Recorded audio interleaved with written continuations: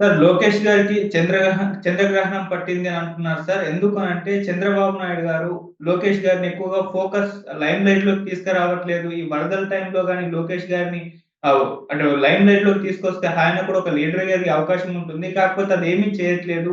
కేవలం చంద్రబాబు నాయుడు గారే ఫోకస్ అవుతున్నారు. లోకేష్ గారిని ఇలా పక్కన పెట్టారు అని చెప్పేసి టీడీపీ శ్రేణుల నుంచి ఒక విమర్శ అయితే వినపడుతుంది సార్. మరెందుకు ఎక్కువగా చంద్రబాబు నాయుడు గారు తనే అన్ని ముందుండి చూసుకుంటున్నారు. లోకేష్ గారిని ఎందుకు బయటకు రానివ్వట్లేదు? మరి దీనికి గల కారణం ఏమై ఉంటుంది? యాక్చువల్‌గా ఎలక్షన్ ముందు కూడా చంద్రబాబు లోకేష్‌కి ఫోకస్ కానీకుండా చూసుకున్నాడు. మనకు గుర్తుంటే లోకేష్ మంగళగిరి వరకే మేజర్‌గా పరిమితం అయిపోయినాడు. రాష్ట్ర వ్యాప్తంగా లోకేష్‌ని తిరగడం, తిప్పించడం ఇవన్నీ చేయలేదు. యువగళం చేసినప్పుడు లోకేష్ రాష్ట్ర వ్యాప్తంగా అతను తిరిగాడు.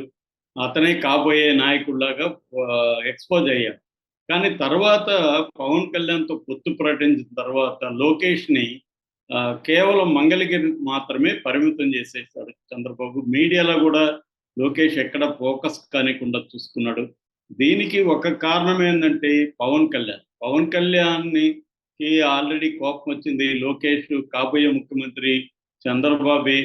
అట్లాగే ఉప ముఖ్యమంత్రిగా కూడా మేము పాలిట్ బ్యూరోలో డిస్కస్ చేసుకుంటాము. ఇవన్నీ ఒక ఇంటర్వ్యూలో చెప్పడంతో అప్పటి వరకు పవన్ కళ్యాణ్‌ని సపోర్ట్ చేసే కులాలు గావచ్చు, శ్రేణులు గావచ్చు, అభిమానులు గావచ్చు మొత్తం గూడా ఇదేంటిది ఇలా మాట్లాడుతున్నాడు. మేము పవన్ కళ్యాణ్‌ని కనీసం ఒక టర్మ్ అన్నా సీఎం చేస్తాడనుకుంటే, ఇలా లోకేష్ ఇలా దెబ్బ కొట్టాడేంటి? కనీసం ఉప ముఖ్యమంత్రి కూడా పవన్‌కి లేకపోతే మేమెందుకు పని చేయాలి?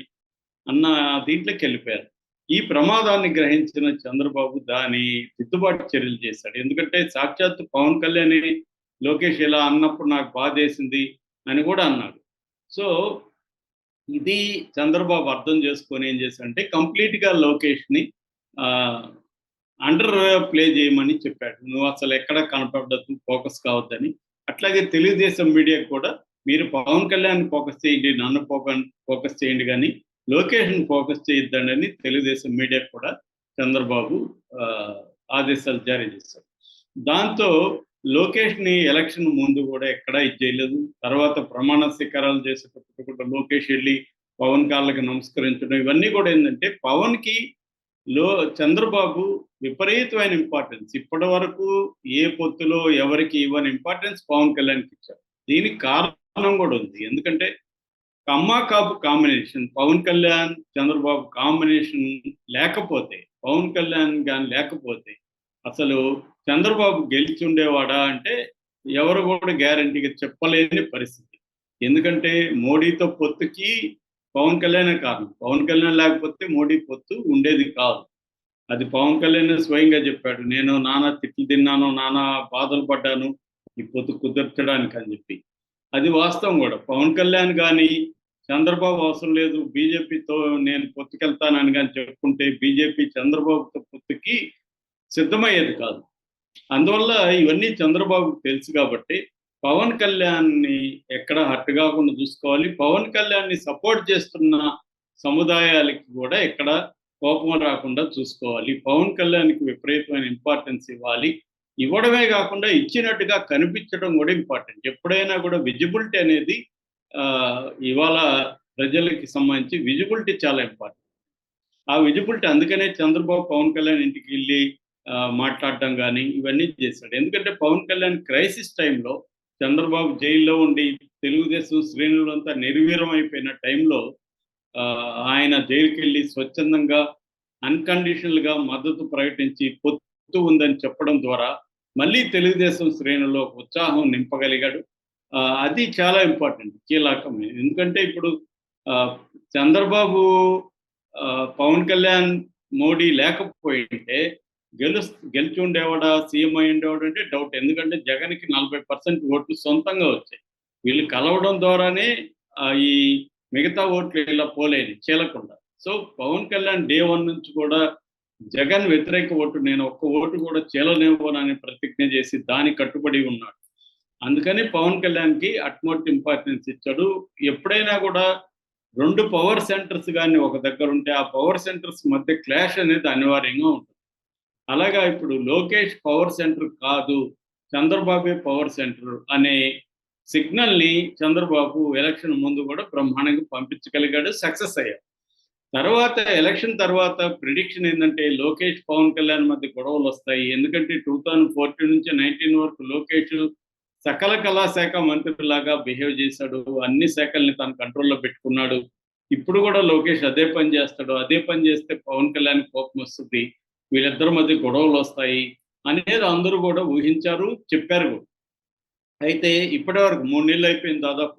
ఎక్కడ కూడా లోకేష్‌కి, పవన్ కళ్యాణ్‌కి క్లాషెస్ గాని, లోకేష్ తీరు పట్ల పవన్ కళ్యాణ్ అఫెండ్ అయినట్టు గాని ఎక్కడా లేదు. ప్రతి మీటింగ్‌లో కూడా పవన్ కళ్యాణ్ చంద్రబాబుని పొగుడుతూనే ఉన్నాడు. చంద్రబాబు అనుభవం నుంచి నేను చాలా నేర్చుకోవాలి. చంద్రబాబు అనుభవం రాష్ట్రానికి చాలా అవసరం అన్నాడు. మొన్న కూడా నిన్న ప్రెస్ మీట్‌లో కూడా పవన్ కళ్యాణ్ చంద్రబాబు అనుభవం ఈ వరదలప్పుడు బాగా ఉపయోగపడింది అని చెప్పాడు. అందుకనే ఈ టైంలో లోకేష్‌ని ఎక్కడ కూడా చంద్రబాబు ఫోకస్ చేయట్లేదు. అసలు లోకేష్ వరద సహాయక చర్యల్లో ఉన్నాడా లేదా అన్న డౌట్ వచ్చే విధంగానే ఉందన్నమాట. అందుకే రోజా లాంటి వాళ్ళు లోకేష్ హైదరాబాద్‌లో కూర్చొని ఎంజాయ్ చేస్తున్నాడు, ఇక్కడ వరదలు వస్తాయని కూడా అన్నారు. కొంత విమర్శలు వచ్చిన తర్వాత మాత్రమే లోకేష్ మీడియాలో కనపడ్డాడు. అందుకనే లోకేష్‌కి బుడమేరు గండ్లు పడిన వాటిని పూడ్చే కార్యక్రమం, ఆ గండ్లని పర్యవేక్షించే కార్యక్రమం చంద్రబాబు లోకేష్‌కి అప్పగించాడు.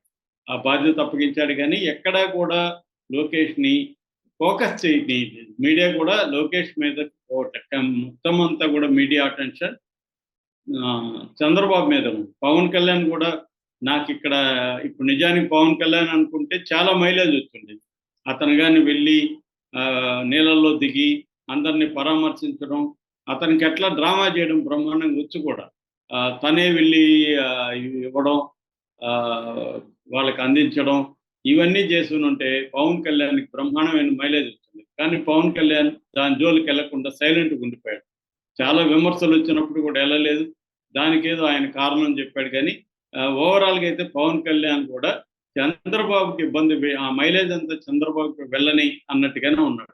అదే గాని లోకేష్ గాని ముందు నుంచి కానీ దీంట్లో యాక్టివ్‌గా ఇన్వాల్వ్ అయ్యింది మైలేజ్ గాని వచ్చునుంటే పవన్ కళ్యాణ్ కూడా పోటీ పడే అవకాశం ఉంది. అందుకని లోకేష్‌ని సైలెంట్‌గా చేశారు. అయితే దీని పట్ల తెలుగుదేశంలో ముఖ్యంగా యూత్ చాలా అసంతృప్తిగా ఉన్నారు. ఎందుకంటే లోకేష్ ఇప్పటివరకు చంద్రబాబు నీడలోనే ఉన్నాడు. అందుకనే లోకేష్ లీడర్‌షిప్ ఎదగట్లేదు. ఎప్పుడైనా కూడా లీడర్‌గా ఎదగాలంటే వాళ్ళని ఇన్వాల్వ్ చేయాలి. ఇప్పుడు క్రైసిస్ మేనేజ్మెంట్‌లో గాని లోకేష్ ఇన్వాల్వ్ అయ్యుంటే ఖచ్చితంగా లోకేష్‌కి అది మైలేజ్ బ్రహ్మాండంగా వచ్చిండేది. Leadership qualities ఎదిగేది. ఎప్పుడైనా కూడా మామూలు టైం కంటే కూడా క్రైసిస్ టైమ్‌లోనే లీడర్‌షిప్ ఎస్టాబ్లిష్ అవుతుంది. ఎందుకంటే దాదాపు ఇక్కడ 6 లక్షల మంది అఫెక్ట్ అయ్యారని గవర్నమెంట్ లెక్కలే చెప్తుంది. 32 మంది చనిపోయారు, 6 లక్షల మంది అఫెక్ట్ అయ్యారు.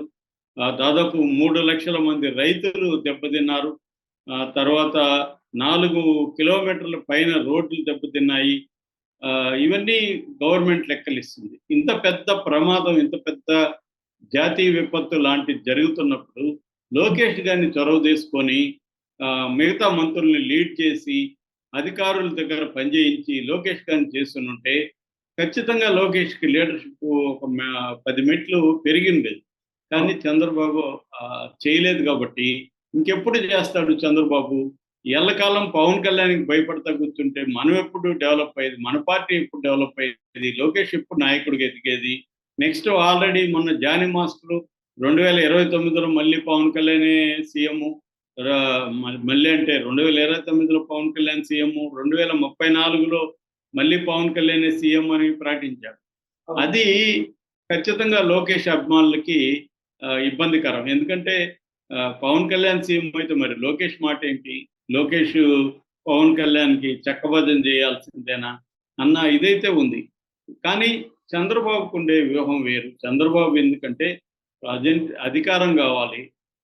లోకేష్ అతనికి ఇంకా ఏజ్ ఉంది. చంద్రబాబు 2029లో కూడా ఆయనేమి రిటైర్డ్ కాడు, రాజకీయాల నుంచి వైదొలగడు. ఆయనే సీఎంగా ఉంటాడు. ఆయనే సీఎంగా ఉండాలంటే పవన్ కళ్యాణ్ ఒప్పుకోవాలి. పవన్ కళ్యాణ్ ఒప్పుకోవాలంటే లోకేష్‌ని ఫోకస్ చేయకూడదు. లోకేష్‌ని ఫోకస్ చేస్తే పవన్ కళ్యాణ్ పోటీకి వస్తాడు. లోకేష్‌ని గాని ఫోకస్ చేయకపోతే పవన్ కళ్యాణ్ పోటీకి రాడు. చంద్రబాబు ఉంటే పవన్ కళ్యాణ్ పోటీకి రాడు. చంద్రబాబు కాకుండా లోకేష్ ఉంటే పవన్ కళ్యాణ్ పోటీకి వస్తాడు. సో పవన్ కళ్యాణ్ పోటీకి దిగితే రేపొద్దున మళ్ళీ ప్రాబ్లం అవుతుంది అధికారం. అందుకని చంద్రబాబు చేస్తుండేది ఆయన పాయింట్ ఆఫ్ వ్యూ చూసినప్పుడు కరెక్టే. కానీ లోకేష్ కావచ్చు, లోకేష్ అభిమానులు కావచ్చు, అది ఖచ్చితంగా ఇబ్బందికరం. ఇటువంటి ఒక పొలిటికల్ వాతావరణంలో డిసిషన్స్ తీసుకోవాల్సి వచ్చినప్పుడు దేనికి ఇంపార్టెన్స్ ఇవ్వాలనేది చంద్రబాబు ఒక నిర్ణయానికి వచ్చి ముందుకెళ్తున్నాడు. ఆయన ఇప్పటివరకు ఆయన వేస్తున్న స్ట్రాటజీలు సక్సెస్ఫుల్ అయినాయి కాబట్టి ఇదే పద్ధతి ముందు కూడా వెళ్ళాల్సిందే. లోకేష్కి ఇష్టం ఉన్నా లేకపోయినా భువనేశ్వర్ కూడా చాలా కోపంగా ఉందని కూడా వార్తలు వస్తున్నాయి. తన కొడుకుని ప్రమోట్ చేయకుండా ఇటువంటి సిచ్యువేషన్లో కదా ప్రమోట్ చేయాలని భువనేశ్వర్ కూడా అన్నట్టు వార్తలు వచ్చాయి. ఏదేమైనా